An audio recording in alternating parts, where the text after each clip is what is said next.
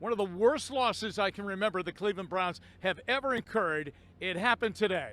This is inexplicable. It was unacceptable the way that the Browns lost this game. They had it. They should be 2-0, and they are not. They are 1-1. For the fans who booed at the end of the game, you know what? I understand it. That was terrible to watch.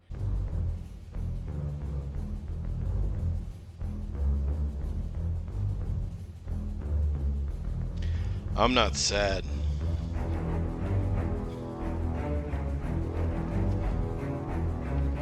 I'm not heartbroken either. I'll tell you what I am. 'Cause you're feeling the same way.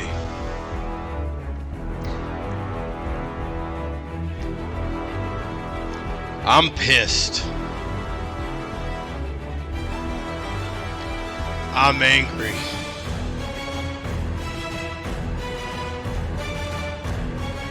Welcome to the Round Table Reacts.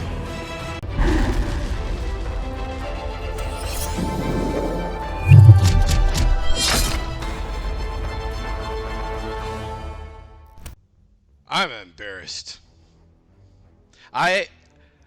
We all have had to eat the shit we get from the national media for decades, and then this happens. They allowed this to happen. Not everybody. You know who I'm talking about. Defense, special teams coaches, hands down. Please no one come at me about the interception at the end of the game. That had zero to do with the outcome of the game. Guy played his ass off, out of his mind. I'm not asking Jacoby Brissett to do anything more than he did in this game. The guy steps up, trying to make a throw, and the Jets player made a play. Shocking notion. Maybe our defensive back should think about that. Okay, I'm not a football expert. I'm not going to pretend to be. I played, yes, a lot of us played back in the day. I did not go next level. I knew it was too much work for me. I knew that. But I love the game. I love this team. Okay? Now, we were in zone coverage all day. All day. Why we couldn't pivot or change when it wasn't working just blows my mind. Make adjustments, please. Please. How hard is it? Hey, quit giving them 7 yards. Bump them up. Press them. Let's make a play. But the point of a zone defense, right? You get in an area. Someone comes into your area. And at certain depths, you have certain responsibilities. Okay? You know those plays Troy Polamalu used to make, or any decent safety in the last, 20 years? They break off the coverage because they have a game sense. They know where the first down markers are. They know the quarterback's tendencies. They know what his favorite target does. I'm amazed when I watch Cooper Kupp. He catches the ball on third down 60 to 70% of the time. They still can't stop him. Today, it could have been the Jets' water boy on third down. He was catching an 8-yard curl or out or stop or slant for a first down. Disgusting. Utterly disgusting. I wasn't even there. We've lived through some of the dumbest shit, stupidest ways you can lose a football game.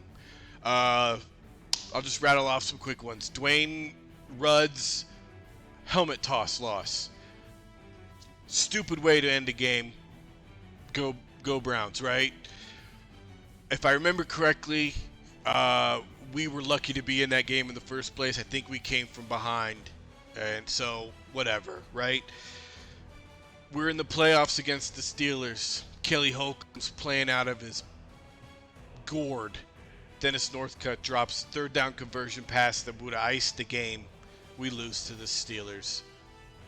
In I don't know if it was Heinz Field at the time, but let's assume it was. And You know, our first playoff run since we come back, and that one hurt. The blocked field goal by the Ravens that they returned for a touchdown. That was up there. That's, for me, I wanted to vomit. At least that one only took about 30 seconds. Not 10 minutes of agony. Ridiculous. And of course, recent history, Chad Henne. Out of all those, this is by far, I'm not being a prisoner of the moment, this is by far the most embarrassing. Let me know if you agree or disagree, but I'll respectfully hear you out, but I'm not going to change my mind. It'd be highly unlikely, let me say that. You know, I'm not that closed-minded, and I'm not going to let my life get ruined by this, but it affects me. I'm pissed. Because I got to hear about it. Yip. We're so lucky. We got bailed out by the Raiders. Even more so bailed out by the Ravens. Who were better than us, I think. Honestly. Wait till we play them. See what happens. If Nick Chubb and Kareem Hunt don't get 35 touches, that game is going to be ugly, my friends. The way our secondary is playing right now, I don't want to play the Ravens. Not right now. You got a shit ton of work to do, boys. The body language on the field and on the sidelines. I am questioning the wanted, the passion to win of this team, of the players on this team. It's true. The wins are not typically as memorable as the freaking losses. I hate losing. But what I saw out there, when you get burned and you're walking after a guy who's striding into the end zone like it's a walk in Central Park. Are you kidding me? I don't know if it was scheme. I don't know if it was. It was a combination of everything. But your effort, bro.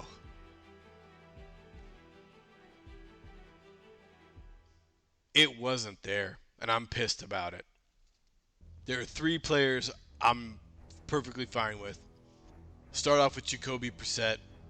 And I don't want to hear squat about that interception at the end of the game. Yes, that was part of it. But the 10 things that shouldn't have happened before he was forced into that situation, I'm not putting that on Jacoby Brissett. The guy played out of his gourd. If we can get that every time, this season we got something. If we can find ourselves on defense and special teams again.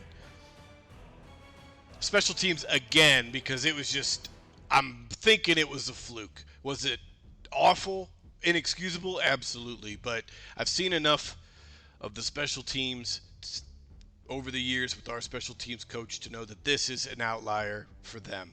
Inexcusable when it comes to execution, but I'm mad at them, but I have not lost faith in their ability, right? Okay, so Jacoby Brissett. You want to know why? Because I talked about his gameplay. And at the end of the game, CBS had the coverage on him. Dropped an MFer for the whole nation to see. Everyone that was tuned in. He was pissed. Now, Nick Chubb, best player on the team, hands down. Should be the leader of this team, in my opinion.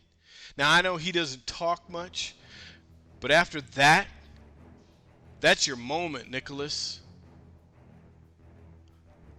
Time to say something, because you, of all people, when you speak and say it like it is and say what needs to be said, because you're a man who cares and shows it and balls out every Sunday when healthy. Everybody should listen. Including Miles. And basically Miles. Miles is the only one you got to worry about. Miles will listen to Nick Chubb. Absolutely. Should anyway. Speaking of Miles, you come after the fans for booing. No offense, Miles, but you have no idea what you're talking about, bro. You've been here 5 years. Good for you. 20, 30, 40, 50, 60-year fans got spat on today. Great player. Glad you're on my team. I saw nothing from you other than nothing. So, did you cost us the game by yourself? No. So I'm not going to speak. There's nothing to say about Myles Garrett. Just stay away from the fans. We have every right to be pissed because we don't make $25 million a year or whatever it is. So as smart as you are, you do and say some dumb things sometimes. And guess what? So do I. But I don't have your platform. But the people that essentially are responsible for paying your bills, and not that anyone wouldn't pay you, but the point to be on your team. But the point is, these people would give you the shirt off their back. These fans treat each other very well. This is a community. Okay? Because Cleveland has to stick together. We got no one else. Cleveland against the world, baby. That's enough about Miles. Kareem Hunt. Kareem talks, maybe too much. It does a little too much of the after the play stuff for me. But man, when he's running, I can't decide who's sexier, Nick Chubb or Kareem Hunt. Chubb's like a stone cold killer, right? And Kareem Hunt is the Texas rattlesnake. He will just go in there and F you up. The way he runs angry. That's Cleveland football. Oh, I love it. So with that being said, those three gentlemen, they cared. They're off. They're I got nothing else to say about the offense. Amari Cooper, welcome to Cleveland. Nice of you to show up today. I knew you could do it. I'm proud of you. Hopefully you were part of getting this team back into the playoffs. Thank you for what you did today, what you're going to do in the future, and for being the veteran in our wide receiving core. I'm going to move on to Thursday. I want this team to show me that they're as pissed as I am, as you are. I want you to come out just like you did in the playoffs, at home in front of us, and punch the Steelers in the mouth. I haven't seen a game like that at home, and I can't remember how long. A complete, utter domination like we did to the Steelers in Heinz Field. We don't do that at home. We don't. Season ticket holders, people that never miss a game. Tell me I'm wrong. When was the last slobber knocker that we handed the other team at home? Can't think of one. I don't want this soft-ass zone shit. Get it out of my defense. That's what it is. That's what it is. I for some reason, the Browns over any other team that I like or have been a fan of ever in my life, for some reason, I feel, and I think a lot of you can relate to this, a sense of possession, right? It was so bad 2 or 3 years ago, I literally boycotted the Browns. And what I mean by that is, I'm not buying your merch. I'm not repping you. You don't deserve it. You have not earned it. And I didn't. I had some old gear that I kept, and I rocked it, but nothing new. And about the time we got Nick Chubb, okay? I knew who he was in college. Knew what he was capable of. I wasn't sure about his knee coming out of Georgia, but I knew he was a baller. And Nick Chubb has been my favorite player ever since we got him, and he showed up and showed out on the field. So we start winning games, becoming a competitive team in our division and in the league. Since we stopped being a joke, I lifted the embargo on the Browns gear, right? I had this hat before OBJ rocked it, made it popular. I love the Brownie the Elf. I love the fact that it was on the field. Good on you for voting for it. I don't care what the national media says.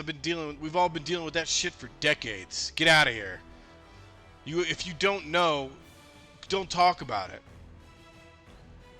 You can say you like it or don't like it. That's fine. That you have your shows and your millions of dollars. I don't care. But don't come at me. Don't make fun of it. We're different here. Our colors. They are not traditionally aesthetically pleasing colors, but they're ours. Cleveland against the world, man. I'm going to say this about the Jets. They were very well coached, very efficient, made no mistakes, did not beat themselves, and they catered to their talent. Okay? Their defense, we had our way with their defense at times. But I'll tell you what, their offense, Joe Flacco mopped the floor with us. I'll be the first to tell you, underestimated Joe. And he torched us. Like he has done many, many times. Whatever he ate for breakfast made him 10 years younger. That's how good he was today. And Garrett Wilson, I wanted the Browns to draft him so bad. So bad. I don't know what it is about this organization, but our assessment of wide receivers coming out of college is atrocious. I want to see this team care about winning the game. I saw Tom Brady light up his teammates this week. And guess what? They pulled it out of their butts and won the game on the road in a very hostile environment against a very good Saints team. Do not be fooled. That is a good team. Lit them up because he wants to win. It matters week 2. It really does. It trickles down. It's a waterfall. It's that simple. All right, so what I'm going to do, I have some footage of the sequence of events with some live reactions of the Ultimate Cleveland Sports Show. Big fan. If you're not, I'll have the link in the description. Go over there, check out their stuff and their coverage. It's fantastic. Every Browns fan should subscribe to their channel. But it's the game footage kind of as it was happening with real-time, calls and their reaction. Intercut with some analysis from Jimmy Donovan and Nathan Zagura that I chose. In the edit, you'll see that is a reflection of how I feel. It's the extra point bowl, so. Oh, my God. The Jets just scored a long touchdown. That is just embarrassing. Are you What serious? is going on? Long touchdown. Flacco, I don't know who caught the ball. Long touchdown just made it 30-23, pending the extra point. Still a minute and a half to go. But yet, once again, they blew a coverage. Corey Davis ran right off the line of scrimmage in a straight line. Nobody covered him. So we get into this season with the Browns hoping that they would have an elite defense. When they start playing elite defense, could someone please call me? Guys, Jeff, stand by. with 2 minutes. Onside kick. The ball's loose. I think the Jets might have it. Stop Wait a second. They haven't signaled yet. That was terrible coverage. I think the Jets have the ball. They're unpiling. The Jets have the ball. Oh, my God. Are you kidding me? Second week in a row. Are you kidding me, Browns? What is going on here? They got their heads up their ass, fellas. As for the Browns special teams, it was deplorable. All game long, they gave up a fake punt. Cade York missed an extra point. We lose by 1. The onside kick was absolutely terrible on coverage. In fact, there was no coverage. It takes all 3 phases. The Browns won 1 of the 3 phases and still should have won this game easily, but they did not. All right, 3rd and 10. Flacco drops back, throws it up the middle, caught, touchdown. Oh, my God. Stop it. Oh, my God. Stop it. Touchdown Jets with 22 seconds left. Oh. Stop. And this is over. Stop it. Garrett Wilson. And once again, a catastrophic collapse by the Browns secondary, unfortunately, this week cost them a game, whereas last week it did not. But this cannot continue. You got Come on, Kobe. Get 10 yards. He drops back, has time, steps up, throws, intercepted. Oh, my God. Are you kidding me? Oh. Oh, no. Oh. My gosh. For mistake after mistake after mistake on defense, on special teams, all game long. And they lose the game by a score of 31-30. Inexcusable. This is a tough one to explain. But in the NFL, when you have a win, gift-wrapped with 1:55 left to go and a 13-point lead, you cannot blow the game, and that's exactly what happened today. This is inexplicable. It was unacceptable the way that the Browns lost this game. They had it. They should be 2-0, and they are not. They are 1-1. For the fans who booed at the end of the game, you know what? I understand it. That was terrible to watch. So now a game is gone, a blown game, and they're 1-1 and a short week to take on the Steelers. And you get tired of hearing, don't worry, we'll correct this on Monday. It will never happen again. Guess what? It happened again. All right, so welcome back. Thanks for checking that out. I had a lot of fun actually putting that together. It was cool to pull and source different material and tie it together to create a commentary. And it's my commentary using other people's commentary. So I'm definitely thankful. I'm not trying to say that I could have done what they did or said it like they said it, but it conveys how I feel. So I wanted to get that out there for you guys. Let me know how you're feeling. Tell me where you're at right now with the Browns. What do you need to see? What do they need to do to earn your fandom, your hard-earned dollars back? I know you're going to watch the games. I'm going to watch the games. We're gluttons for punishment. It's football. We love it. It's Cleveland. Can't help ourselves. We are hooked. But the point is, how do they earn your trust again? How do they get that back? Can this team do it? I believe they can. I just need to see development and growth from the coaches to hold this team accountable. And there needs to be consequences.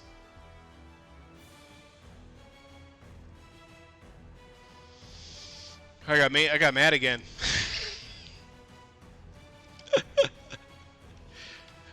All right. Well, thank you for spending some time with me. Until we are gathered again, farewell. Oh. Go Browns.